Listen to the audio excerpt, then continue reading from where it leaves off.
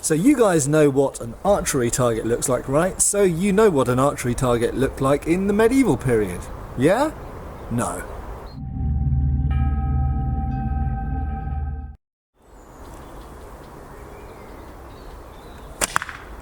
So most people are familiar with that type of archery target, but what did archery targets actually look like in the medieval period in Europe?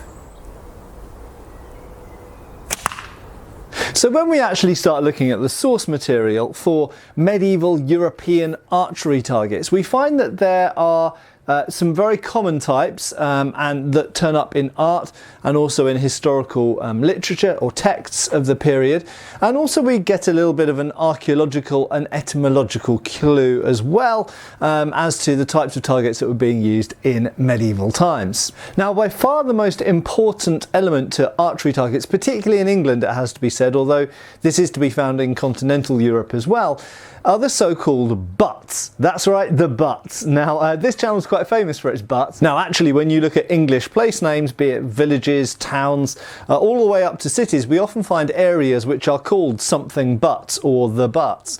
Now, what are the butts? Well, the butts quite simply are mounds of earth. Now, these are certainly, as I say, in England, but we find them in continental Europe as well, and in fact beyond Europe.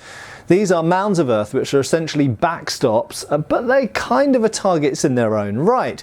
Because of course, what you mustn't think of is a modern straw target on the front of a butt. Whilst there may have been things similar to that, when we actually look at the period artwork, one of the most common things we actually see placed on the butts is either a ring of some sort or a board. Now, these rings are undoubtedly the kind of root of where we get our modern archery targets from, and the idea of these concentric rings which give you your score. For example, if you get within a certain ring, then you get maybe 10 points or whatever. Now, we actually know a little bit more about these butts. We have them in artwork, we have them in written texts, and we also have them to some degree archaeologically, because there are certain areas, usually close to churches or usually just outside village boundaries, for example, where you actually find an area called the butts. And sometimes this might be in a geographical advantageous position because there's maybe a quarry or there's a hillside or something like that. Now,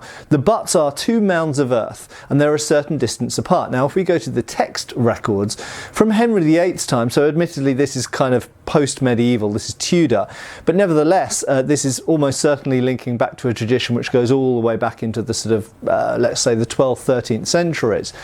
We actually find a specification saying that the butts are to be a certain distance apart, and this is usually referred to in various sources as 220, 240 yards. Now, the idea of these butts is you shoot at one butt or one target with however many arrows you've decided to use. It might actually be quite a small number. We're used to using 6 today, but some of the written sources actually suggest that people were using a fewer number of arrows.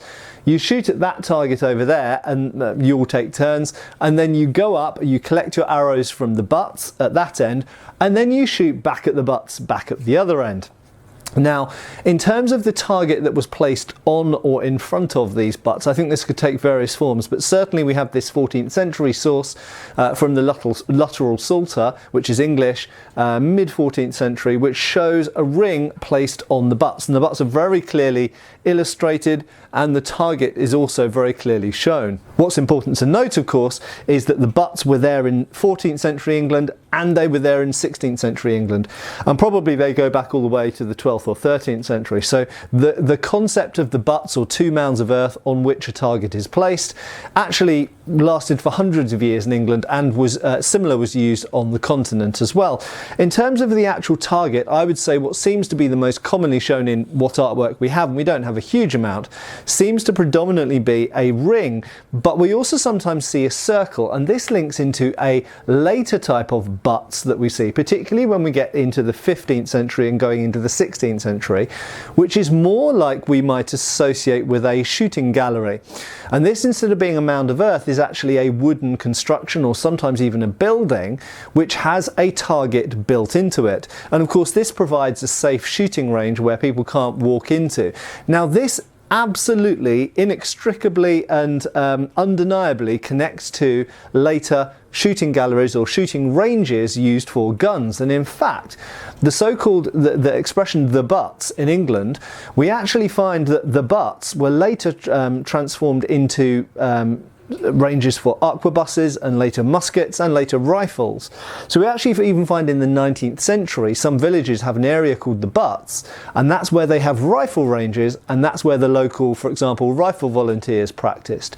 So there's a continuity of missile weapon practice all the way back into the Middle Ages and all the way up to the early 20th century, really the First World War kind of period. Many of the shooting ranges that exist in many European countries actually have their origin in shooting ranges for either bows or crossbows or both. And in fact, in 16th century art, we often see firearms being practiced with next to crossbows and bows. Now, I wouldn't want you to go away with without another butt reference, and this one is that in medieval art, there seems to be a hint that they knew about the humour, I suppose, of these things being shot at being called the butts, because we have an awful lot of butts of a different kind being shot at in medieval art.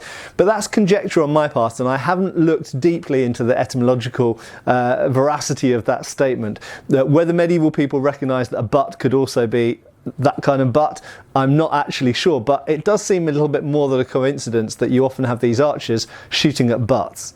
So as I stated, as you get into the 15th and 16th centuries, we more and more see these targets in galleries or in shooting ranges, and these targets are very often shown as either a board of a rectangular shape or a circular shape, quite often, very often white, with a black bullseye, you could call it, in the centre. Now this is very different to the coloured concentric circles of a modern archery target, of course, which is a later invention, and it seems to be quite universal. If we look at sources right the way across Europe, we find this repeated symbol of this white circular target with a black centre, or what appears to be a dark coloured centre as the bullseye.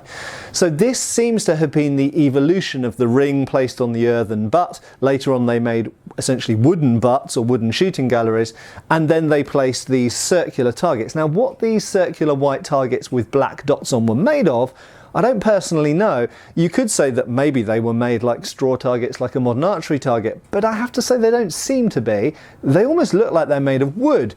Now, anybody who's ever shot at wood with a modern target arrow will know there's a lot of problems with that. Number one, you stand a large chance of breaking the arrow when it thuds into that wood, but also you might never get the head of your arrow or the pile back out of the wood again, because it just drills in there, and you try and pull it out and the head gets left in the wood and you get the shaft out if you're lucky, if it doesn't break. So I'm not sure whether they're wood, I'm not sure whether they're straw, but there's one other thing we have to consider, and that is that target arrows used in that period were quite different, and very often we see these blunt arrowheads with just a little point projecting, which admittedly can also have perhaps a hunting purpose, but they seem to have used specific target arrows. And if we go all the way back to the Luttrell Psalter in the 14th century, we actually see that type of arrowhead shown in that source right the way back in the 1300s. So it does seem they were using specialised arrows for target shooting, probably partly for safety reasons, probably partly for durability of the arrow, perhaps so it didn't go too deep into the target and was easier to pull out. So quite different to the idea of the modern straw target, and also makes me think that perhaps the target wasn't made of straw, sort of rope-like roll of straw as the modern ones are back then. Now the other type of target we have to mention, although it's not a mainstream one, is the popinjay. Now the popinjay is quite simply a pretend bird on the end of a pole. Now this was particularly popular in Belgium, the Netherlands, parts of France. It doesn't seem to have been particularly popular in England, I have to say, but certainly in what we call the Low Countries, and France and Germany to some extent as well, and Italy with crossbows particularly, and used with either bows or crossbows. This was a pretend bird, usually made of wood or straw or even papier-mâché perhaps, on top of a tall pole. Sometimes you even get a pole which has numerous different prizes on it, like a purse and gloves and various other things we see suspended on the tree, as it were, and the people take turns at trying to shoot the prizes out of the tree. Now some of you might be thinking, isn't this incredibly dangerous, shooting arrows up and they might fall down anywhere? Well, potentially yes.